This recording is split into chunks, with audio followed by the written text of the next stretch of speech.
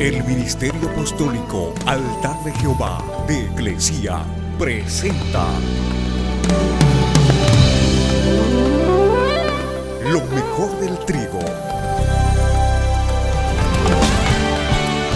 Apóstol Lourdes Bravo de Villar. Vamos a ir al Evangelio de Mateo capítulo 9. Aquí, a través que vamos estudiando la Escritura, nos vamos a dar cuenta cada uno personalmente lo que necesita. Cada uno puede hacerse un autoanálisis, un examen personal y darse cuenta qué es lo que necesita. Mateo capítulo 9, del verso 14 adelante, dice: un día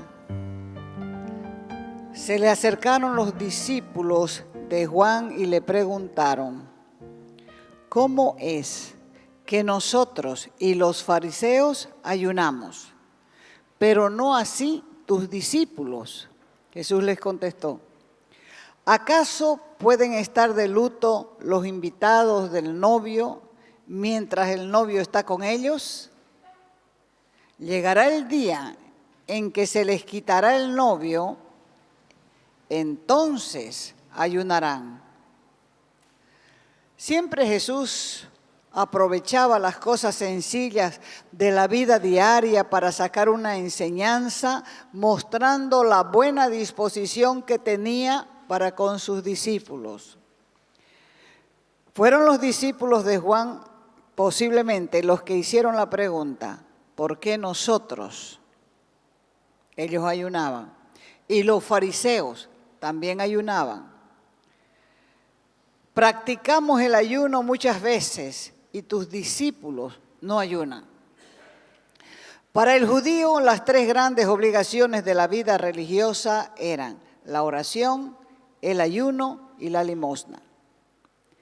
Hicieron esta pregunta un día en que el pueblo fue convocado a un ayuno público porque no habían llegado las lluvias de otoño.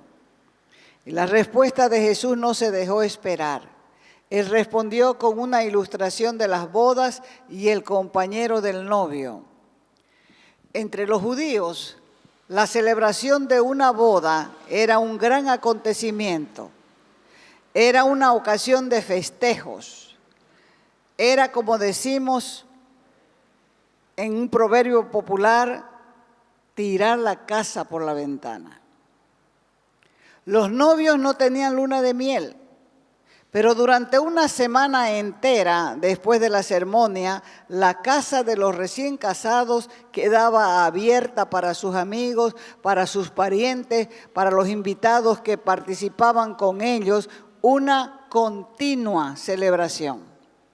El novio y la novia en estos días eran tratados como reyes y sus amigos más íntimos no se separaban de ellos, participando de la fiesta.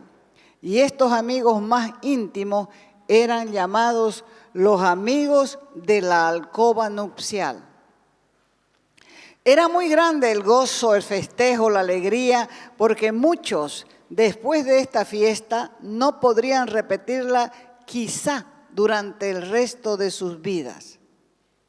Jesús se comparó a sí mismo como el novio y a sus discípulos los comparó como los amigos íntimos de la pareja, de los novios. Entonces, ¿cómo podría, dijo él, este grupo estar triste? No era el momento apropiado para ayunar, sino que correspondía gozarse como nunca se volverían a gozar en la vida. Y hay tres cosas importantes en esta primera parte del pasaje. Primero, nos enseña que estar con Jesús es una experiencia de gozo. Por lo tanto, lo que corresponde es levantar la cabeza, porque el que camina con Cristo tiene plenitud de gozo.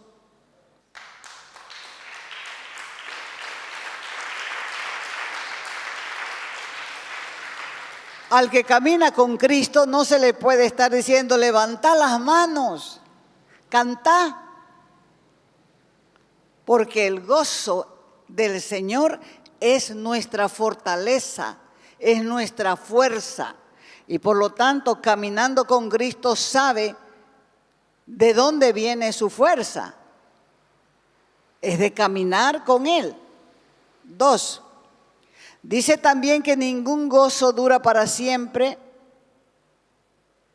Y para los discípulos de Juan ya había llegado el momento de la tristeza porque su maestro estaba preso. Pero para los discípulos de Jesús también llegaría el momento de la tristeza, porque uno de los hechos inevitables de la vida es que todo gozo llega a su fin, porque solo Jesucristo es el mismo ayer, hoy y por los siglos. Quiere decir que permanece para siempre porque es eterno. O sea, que uno tiene gozo a pesar de la tristeza, a pesar del dolor. ¿Por qué? Porque Él está con nosotros todos los días hasta el fin del mundo, porque Él es el mismo ayer, hoy y por los siglos. 3. Jesús es un ejemplo de coraje. Él jamás se hizo ilusiones, porque Él sabía que al final de su camino lo esperaba la cruz. Sabía que su camino conducía a la muerte, porque Él conocía el costo de la obediencia, pero a pesar de eso, siguió con su propósito de ser obediente. Jesús también dijo ahí en el verso 16, 9:16, nadie remienda un vestido viejo con un retazo de tela nueva, porque el remiendo fruncirá el vestido y la rotura se hará peor. El verso 17, ni tampoco se echa vino nuevo en odres viejos. De hacerlo así, se reventarán los odres, se derramará el vino y los odres se arruinarán. Más bien, el vino nuevo se echa en odres nuevos y así ambos se conservan. ¿Por qué dijo Jesús estas palabras? Porque Él sabía lo que ocasiona o el problema que ocasiona una idea nueva. Jesús tenía perfecta conciencia de que venían los hombres con ideas nuevas. Y sabía también cuán difícil es introducir una idea nueva en la mente de los hombres. Por eso es que Él hablaba de cosas simples, de cosas sencillas que cualquier judío de su tiempo podía entender. Y para los judíos la ley era la palabra de Dios, la última y definitiva palabra. O sea que agregarle o quitarle una sola palabra era considerado un pecado de muerte. Así que para ellos una idea nueva no era un pequeño error. Definitivamente era un grandísimo pecado.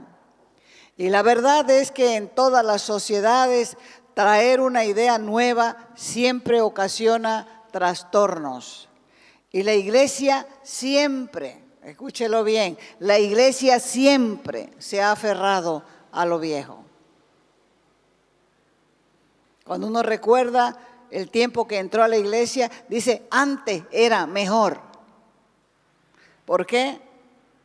Porque se aferra a lo viejo. Pero lo que Jesús les estaba diciendo es que es una tontería remendar lo viejo. La solución era desechar lo viejo y empezar de nuevo. Hay formas de gobiernos, hay formas de culto, de alabanza, que la única solución adecuada es eliminarlas. Y un hombre o una iglesia debe aceptar y entender que los parches son inútiles. Mejor es comenzar de nuevo. Nadie pone vino nuevo en odres viejos. En la antigüedad, el vino nuevo se guardaba en odres de cuero. no en botellas, no en barriles de madera como se hace ahora. Y cuando el vino se ponía en el cuero, todavía no estaba fermentado. Así que si el cuero era viejo y no se preparaba ese cuero, ese odre, con agua y con aceite, corría el riesgo con la presión de reventarse. Al fermentar el vino, se reventaba el odre y se perdía tanto el odre como el vino. Ahora, expresando esto en términos modernos, lo que está tratando de decirnos es que nuestras mentes deben ser lo suficientemente elásticas para poder recibir el contenido de nuevas ideas. Porque la historia ha demostrado que para progresar, para triunfar en la vida, hay que abrir nuestra mente y ser más receptivos. Ejemplo, hoy lo vemos con la computadora, porque el mundo está dividido entre dos tipos de personas: los que manejan computadora y los que no manejan computadora. Los últimos quizás se quedaron en la máquina de escribir, o ni siquiera en la máquina de escribir. Entonces se han quedado obsoletos, anticuados y viejos, porque hoy no se consigue ni cinta de máquina de escribir. O sea, no hay tinta para la máquina, la cinta era la tinta, no hay repuesto. O sea que las máquinas de escribir han quedado de adorno. En la fe es igual. Hay cosas que no cambian, pero sí hay otras que sí cambian. Debemos estar al día con el cumplimiento de la palabra de Dios, porque la palabra dice que en los últimos tiempos la ciencia aumentará. Dentro de la iglesia, la resistencia a lo nuevo es crónica. Y nosotros lo sabemos por ser parte de Eclesia. Fue Eclesia Bolivia que comenzó con los conciertos de música hace más de 35 años, quizás más. Ocuparon los cines como lugares de predicación. La gente decía, eso es pecado. ¿Cómo predicar en los cines donde dan tanto tipo de películas? Y la gente hablaba hasta por los codos de cosas que no entendían. En aquel tiempo tampoco aceptaban que la gente se deleite con la alabanza, la danza y la adoración a Dios a través de la música en los lugares públicos como ser coliseos, canchas deportivas, cines. Todo eso era un sacrilegio. De igual modo, las mujeres predicando eran un escándalo.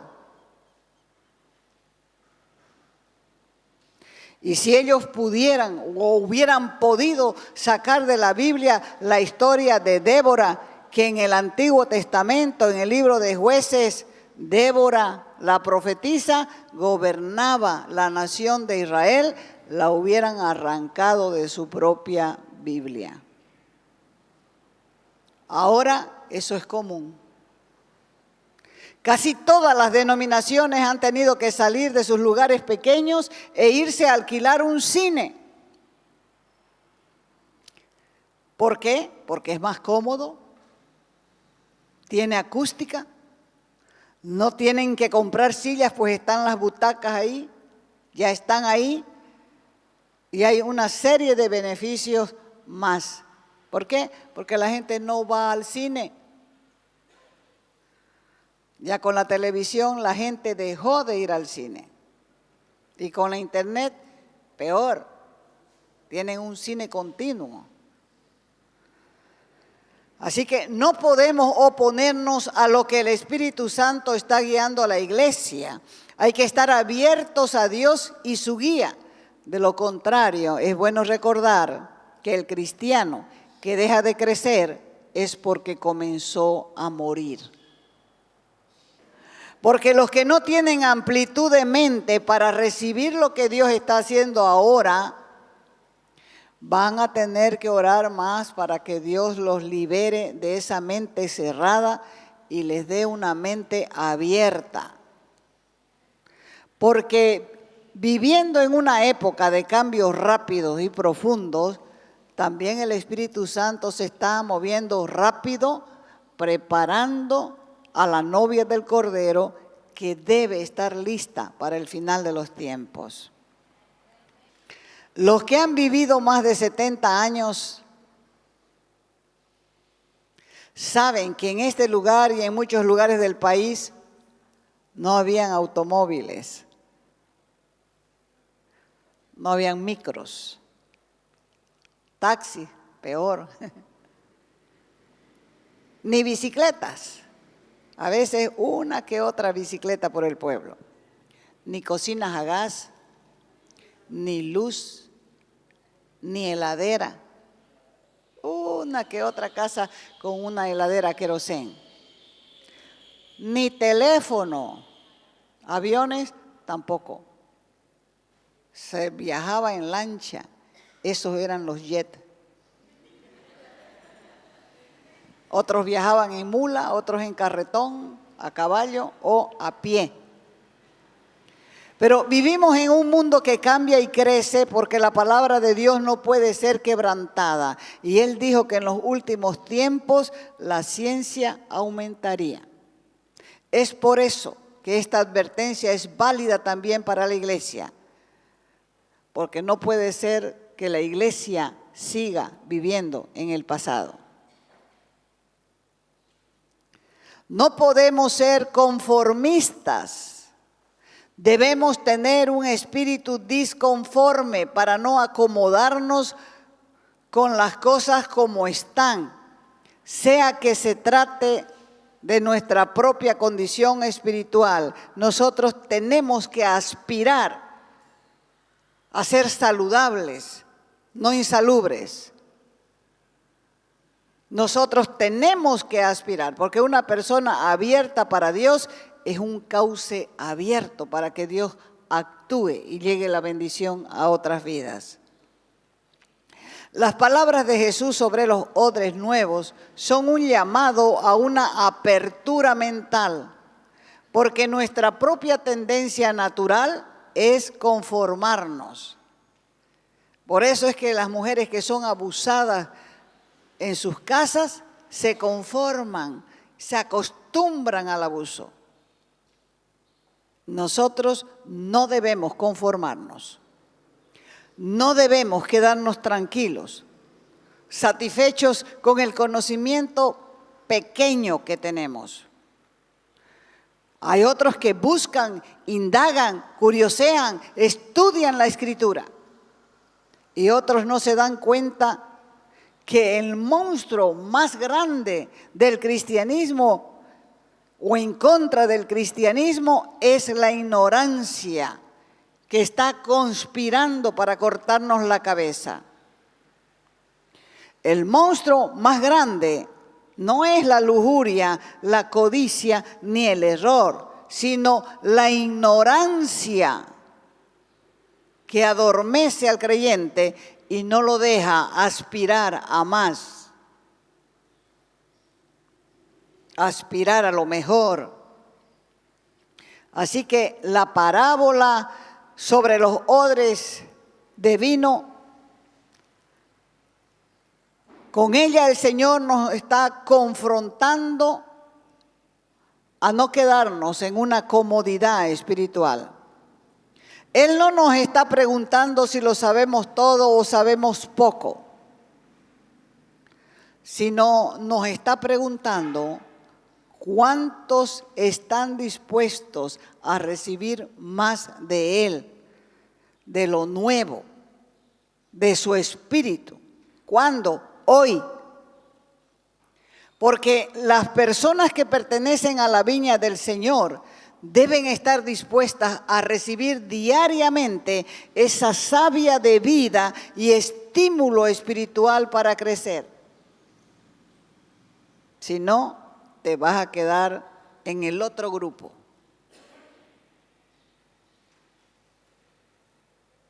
Durante el siglo XX hubo por lo menos 4 movimientos renovadores de alcance mundial, además de visitaciones regionales del Espíritu de Dios, y eso ha sucedido donde el pueblo de Dios ha estado dispuesto a abrirse y beber el vino nuevo, aun cuando todo esto rompiera las fronteras de un cristianismo cómodo.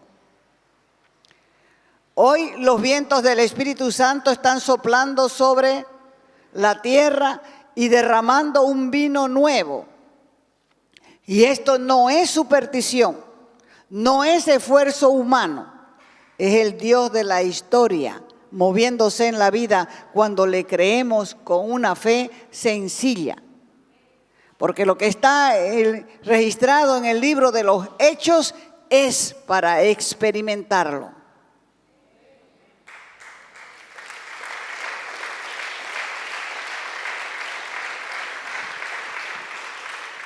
Si aceptamos como niños las cosas con una fe sencilla, estamos siendo preparados para recibir la plenitud de Dios, porque su gracia derramada fluye a través de sus hijos.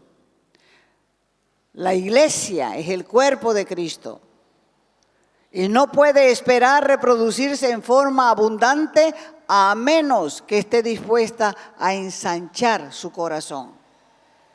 No se trata solo de buscar un vaso de agua para refrescarnos, habiendo un río de agua viva.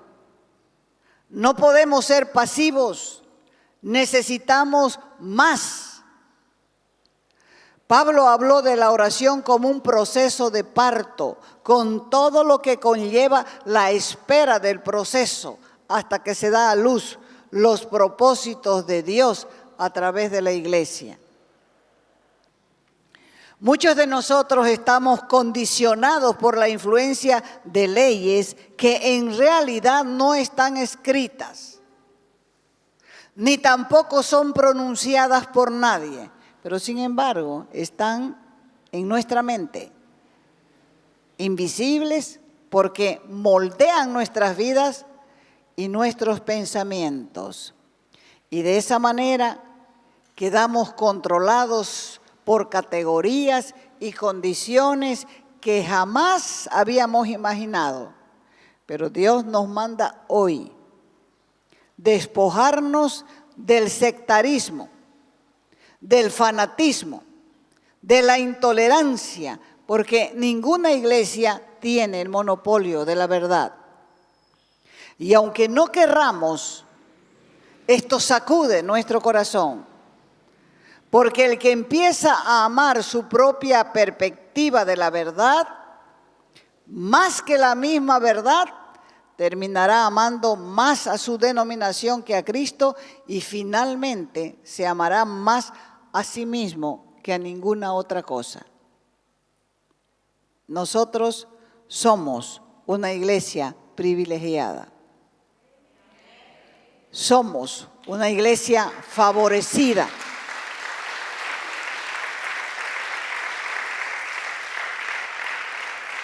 Somos una iglesia mimada. Por eso no debemos olvidar que a mayor privilegio, mayor responsabilidad. El Señor dice que cuando quiere enseñar algo al pueblo cristiano, comienza con nosotros. Él nos llamó a ser intercesores y nos ha dado las llaves para abrir puertas. Y por eso sabemos, una vez más, que el mundo necesita desesperadamente un despertamiento espiritual, porque la única esperanza para la supervivencia humana es un despertamiento espiritual.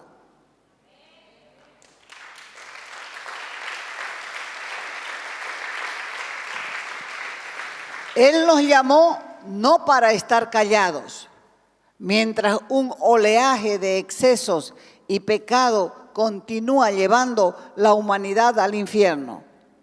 Porque Él dijo que nosotros somos la sal de la tierra. Así que somos responsables de sazonar y de evitar la corrupción y la decadencia moral. Él dijo, ustedes son la luz del mundo. La luz sirve para iluminar la oscuridad provocada por el pecado y marcar el camino de los que han perdido el rumbo. Por lo tanto, la mayor necesidad de nuestro mundo es un despertamiento espiritual. Es una nueva visitación del Espíritu de Dios que venga con convicción, con poder, con sanidad, con libertad, con cambio. La gente escucha la palabra y Dios le da convicción porque Él no miente. Él dijo que el Espíritu Santo nos daría convicción de pecado, de justicia y de juicio. O sea que la predicación da convicción. ¿Y qué hace el mundo? Se sacude. Necesitamos desesperadamente esa visitación del Espíritu de Dios que dé vida a los huesos secos. Es por eso que el Señor nos ha llamado a ser cristianos diferentes para que profeticemos con valentía un avivamiento y surja dentro y fuera de la iglesia con un pueblo poderoso en la palabra y en las obras. El momento es ahora. La renovación es ahora. Necesitamos grabar en nuestros propios relojes las palabras, la noche viene. Porque a medida que pasan los años, nos damos cuenta de que nuestro paso por esta tierra es breve. Como breve es también nuestra oportunidad de testificar de Cristo y vivir para Él. Muchos cristianos tienen una caricatura de Dios. No ven a Dios en su santidad. Y repetimos muchas veces la palabra que dice, porque de tal manera amó Dios al mundo que ha dado a su Hijo unigénito para que todo aquel que en Él cree no se pierda. Punto, punto, punto. Pero nos olvidamos del verso 18 que dice, el que no cree ya ha sido condenado. La cruz es muestra clara de la santidad de Dios. Dios no podía hacerse el de la vista gorda con el pecado. No podía Él justificar al culpable hasta que hubiera juicio. Misericordia imploramos y la encontramos a los pies de la cruz, donde estaba Jesús siendo juzgado por los pecados de la humanidad. La cruz es el juicio por los pecados.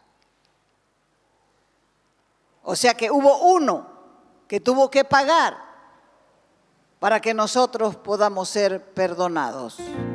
Y esa sangre es tan valerosa, esa sangre es tan santa, tan perfecta, que nos abrió el camino para que nosotros podamos llegar o entrar al lugar santísimo.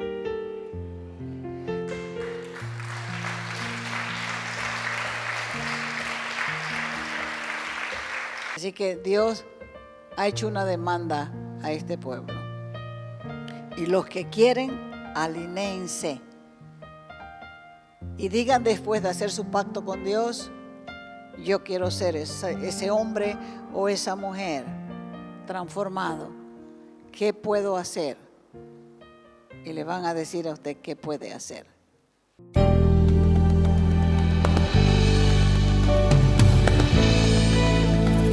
Te invitamos a nuestras conferencias los días viernes, sábados y domingos a las 20 horas y el domingo a las 10 de la mañana. Calle Nicolás Suárez, esquina Félix Pinto,